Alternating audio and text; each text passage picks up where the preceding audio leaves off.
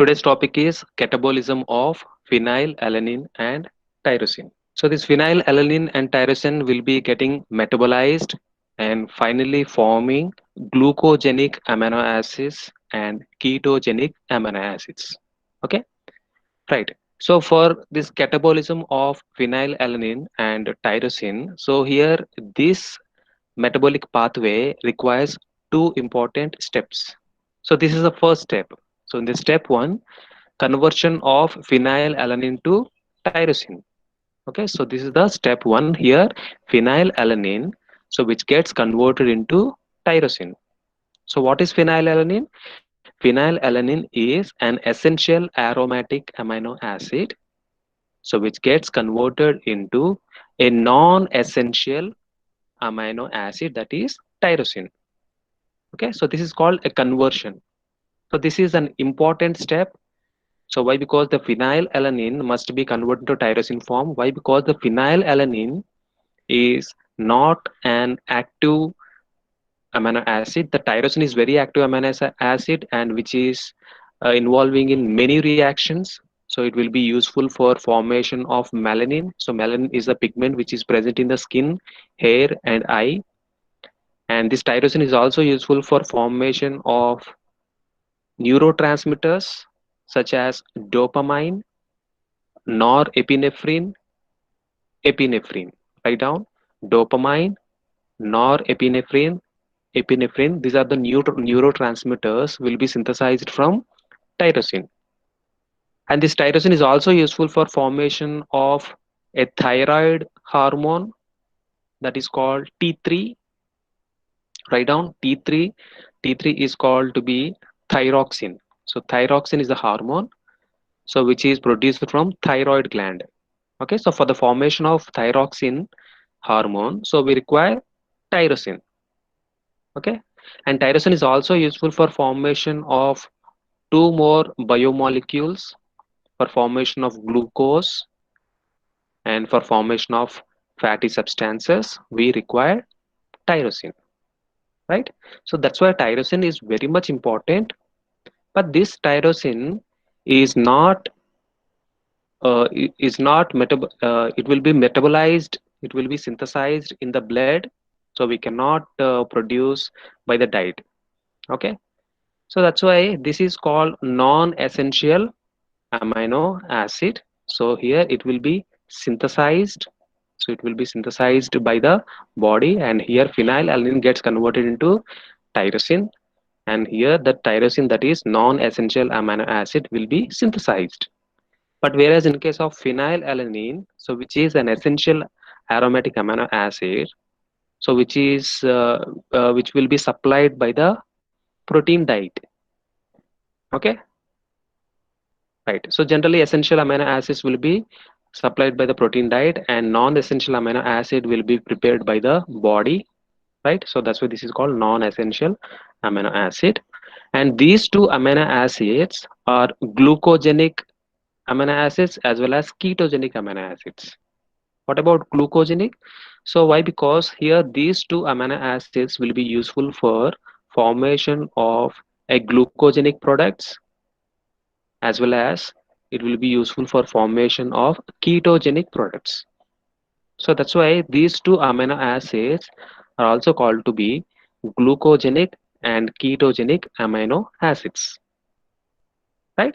So this is the first step in which conversion of phenylalanine to tyrosine. Here the phenylalanine gets converted to tyrosine by the reaction of hydroxylation. So this is the hydroxylation. This is very much important reaction. So this reaction is catalyzed by phenylalanine hydroxylase. So what is happening in this reaction?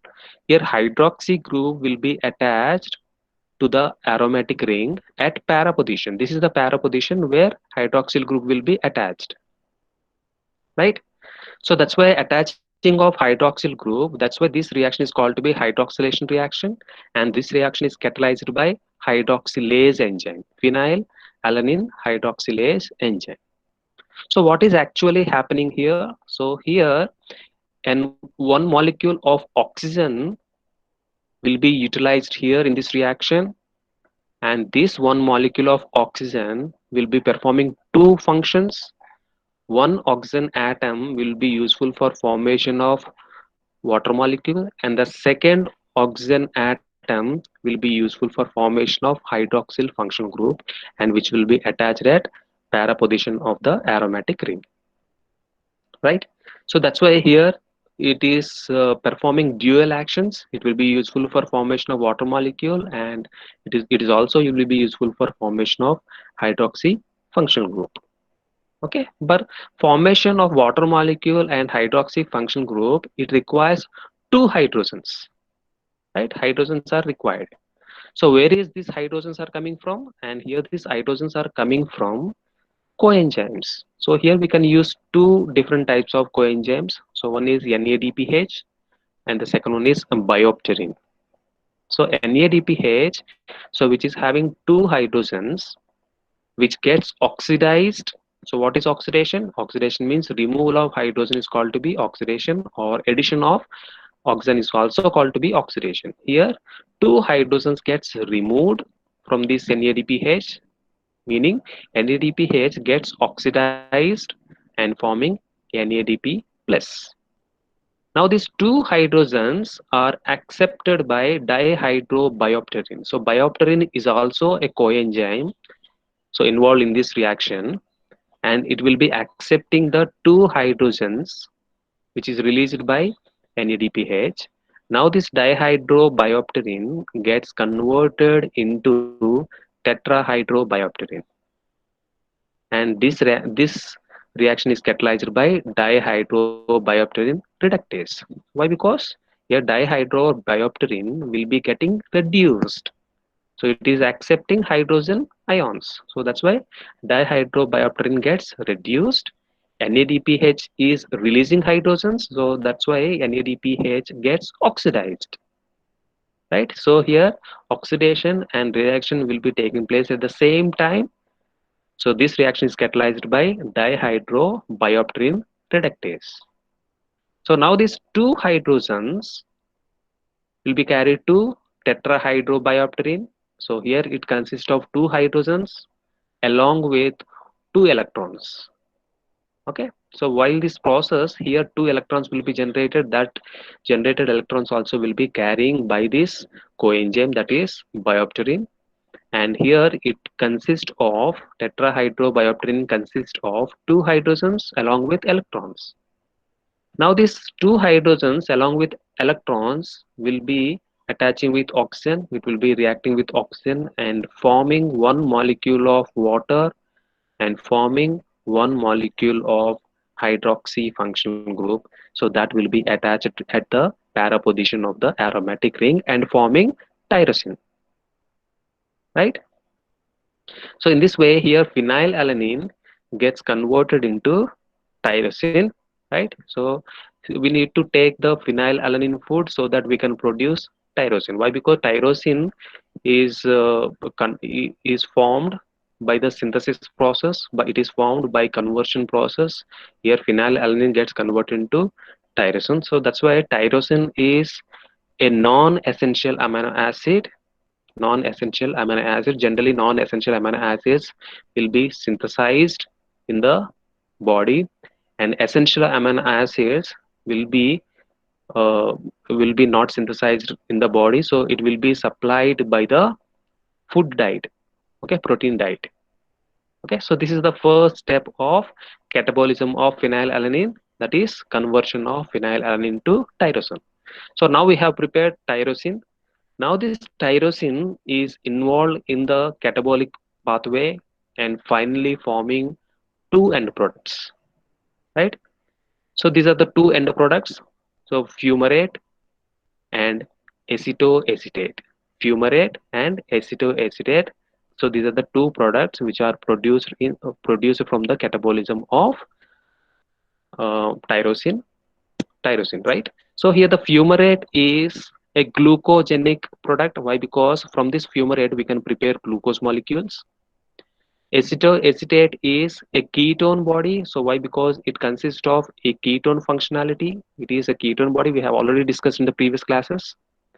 So that's why here tyrosine is a glucogenic product. It is a glucogenic amino acid as well as a ketogenic amino acid. It can produce both type of products, right? Okay, so fumarate and acetoacetate are the final or end products of catabolism for tyrosine, right? And phenylalanine is the starting material of this catabolic process. Okay, so we have already discussed about the first reaction. So here, so what is the first reaction? Phenylalanine gets converted into a tyrosine by the hydroxylation reaction, right? So here two enzymes are involved. So one enzyme, two coenzymes are involved, that is NADPH and biopterin, right? We have already discussed about it. Here hydroxyl group is attached at para position of the aromatic ring, right?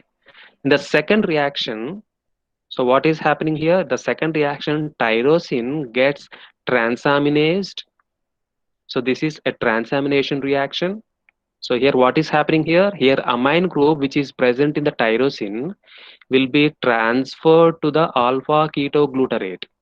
Write down alpha ketoglutarate, which is a keto acid, which consists of only an acid functional group, right? We have already discussed about it in the transamination reaction.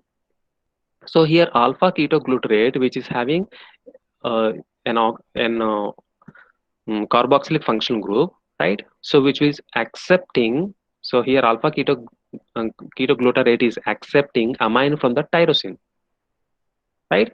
So now this alpha ketoglutarate gets converted into glutamate.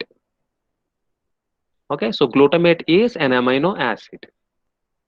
Now this tyrosine has given one amino acid and now it is converting into a keto acid. Now it is converting into a keto acid which is called para-hydroxyphenyl pyruvate. Para-hydroxyphenyl pyruvate. So if you see these two reactions, if you see these two compounds, so you can see the structural change that NH3, that is amine functional group, is present at alpha carbon. So will be shifted, will be changed, which will be transferred to the alpha ketoglutarate and converting into a keto functional group, right? So that means here amino acid is converting into a keto acid by the process of transamination reaction. So that's why this reaction is catalyzed by transaminase enzyme, tyrosine transaminase enzyme. So this is the second reaction, and this reaction is performed, so which is depending upon PLP, right?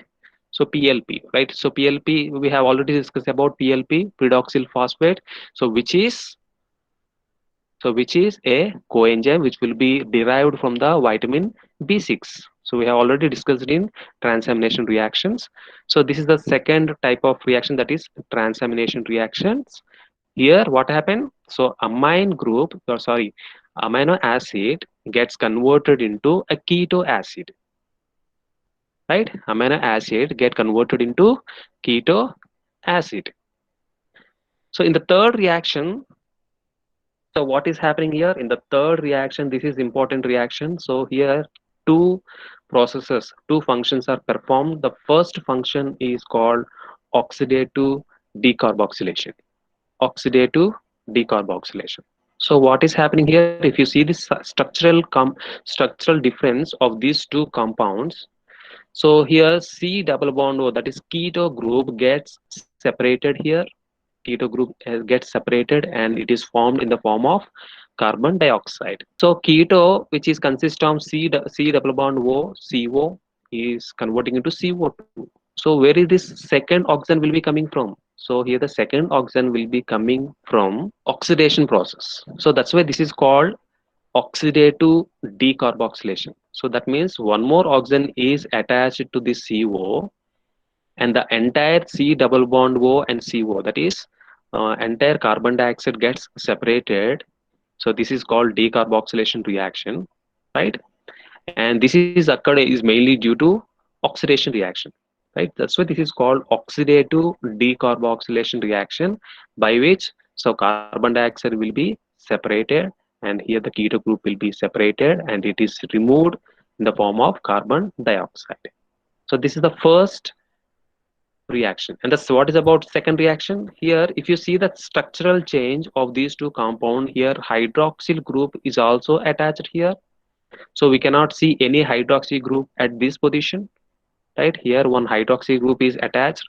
So that's why the second reaction is called to be hydroxylation reaction. Okay, so here hydroxyl group is attached at this position. Okay, and also carbon dioxide will be separated. So that's why this is called oxidative phosphorylation. This is the first reaction. In the second step, so what is happening? So here hydroxyl group is attached at this position, right? The entire reaction is catalyzed by para-hydroxyphenyl pyruvate dioxygenase. Dioxygenase. So one oxygen will be utilized here to form carbon dioxide, and one more oxygen will be attached here to form hydroxy function group. Right? So that's why this is called dioxygenase. Two oxygens will be attached. Okay. So that's why this is called oxidative decarboxylation, and the second one is hydroxylation. Okay, so this reaction is performed in the presence of copper ions. So these are the prosthetic groups which are present in the particular enzyme. Okay, in the presence of this enzyme, in the presence of these ions, so here this enzyme will be getting activated so that it will be catalyzing this reaction, right? So this is about third reaction. And the fourth reaction, so in this reaction, so what is happening? So in this reaction, cleavage will be taking place. Cleavage will be taking place in this portion. This is the cleavage site.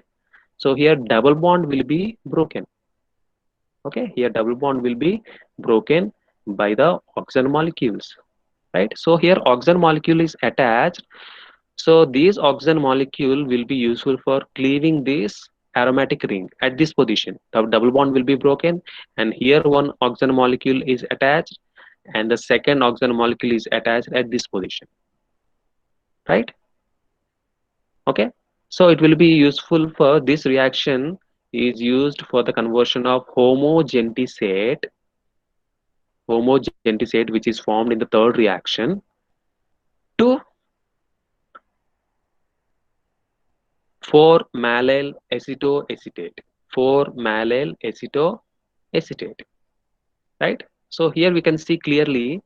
So this is the site of the cleavage. Here the double bond is there in the homogentiside. So what is happening here? Here the double bond is broken, and here one oxygen molecule is attached here, and here another oxygen atom is attached here. Okay, so that means this is also called as oxidation reaction. Why? Because addition of oxygen is called to be oxidation reaction, and here cleavage will be occurred in the presence of oxidation reaction, right? So what is the enzyme involved in this reaction? Homogentisate oxidase. Homogentisate oxidase is the enzyme which catalyzes the conversion of homogentisate to 4-mallyl acetoacetate. 4-mallyl acetoacetate, right? So here this is the cleavage site. So we can write in the linear chain. So this is also called to be a 4-mallyl acetoacetate. Here we can see a linear chain. Okay, at the end of one linear chain, here we have COO molecule, carboxylic group, and the another end we have another carboxylic group. So if you see the structure, the this COO group both are in the right side of the molecule. It is a cis position.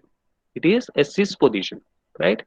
So when we are having cis position, so then that molecule is called to be mallyl. So we have to use the term mallyl, right? So when the substance is having cis carboxylic group, then it is called to be mallyl. So this is mallyl acetoacetate. Mallyl acetoacetate. Okay. So actually malic acid, which consists of four carbons, which consists of four carbons. This is the malic acid. Okay. So here we have one carboxyl group and here one carboxyl group, which are cis position. right? And this is called to be acetoacetate. This is called to be acetoacetate, which is a ketone body, right? We have already discussed in the ketone body chapter, right? This is acetoacetate. So this is called 4-mallyl acetoacetate, right? In the next reaction, in the fifth reaction, what is happening here? In the fifth reaction, isomerization will be taking place. Okay, isomerization will be taking place. Here, carboxylic group, which is present in right side of this mallyl acetoacetate, will be shifting to left side, right? So here we can see, so carboxylic function group will be coming to the left side, right? So now these two are transpositions. So here these two carboxylic groups are transpositions, right? So when they are transposition, so this is called fumarate. So fumarate is also having 4 carbon compound, but here, so these carboxylic groups are transposition. Okay, so that's why this is what is happening here. 4-mallyl acetoacetate is converting into 4-fumaryl acetoacetate, right? So this is the difference that we can see here. This is called isomerization. Okay, the same number of carbon atoms are there, but what is happening here? Here carboxylic group will be shifting from the right side to left side. Okay, so it is isomerization position. This is a trans position. Okay, so fumaryl compound is having trans carboxylase, and mallyl compound is having cis carboxylase, right? So this is isomerization reaction, and this isomerization reaction requires a coenzyme called GSH. Write down GSH is a coenzyme, so which is involved in this reaction. So next reaction is called to be hydroxylation reaction. So this is the hydroxylation reaction. This is the final reaction. So where we can produce fumarate and acetoacetate. So fumarate and acetoacetate. Okay. So these are final products of the catabolism of tyrosine. Fumarate is a glucogenic product, and acetoacetate is a ketogenic product. Okay, so acetoacetate will be producing a, uh, a ketone body. It is a ketone body, so which will be useful for formation of fats, and fumarate is a glucogenic product which is useful for formation of glucose. Okay, so what is happening here? Here hydroxylation is taking place. So water molecule will be added. So here this water molecule will be so breaking this bond at this position, right? So now we can separate acetoacetate, and also we can separate a fumarate. So as we have discussed already that fumarate is having 2 carboxylic group. So why? Because here water molecule which consists of hydroxy functional group and one hydrogen. So here the bond will be broken and hydrogen will be attached here to this carbon, and hydroxyl group will be attached here to this keto functional group, so that we can produce fumarate which consists of 2 carboxylic acid functional groups in trans position. Okay, so if it is in cis position, then it is called to be malic acid, but here it is trans position, then that's why this is called to be fumarate, right? And acetoacetate is also produced here. This reaction is called to be hydroxylation reaction. Here water molecule is added to break the 4-fumaryl acetoacetate to form the end products of catabolism of tyrosine, that is fumarate and acetoacetate. So this is about catabolism of phenylalanine and tyrosine. Any doubts you can ask right now. So you said that from thyroxine, amine group will be transferred and it will be forming alpha ketoglutarate, na, sir, and then it forms glutamate. Yes, yes, Then this is the amino acid, and then again it converts to keto acid. Then the parahydroxy pyruvate forms. exactly. So here the tyrosine is an amino acid is converting into a keto acid, right? Amino acid which consists of amine group and carboxylic acid function groups, right? So what happened here? Amine group is transferred to the alpha ketoglutarate.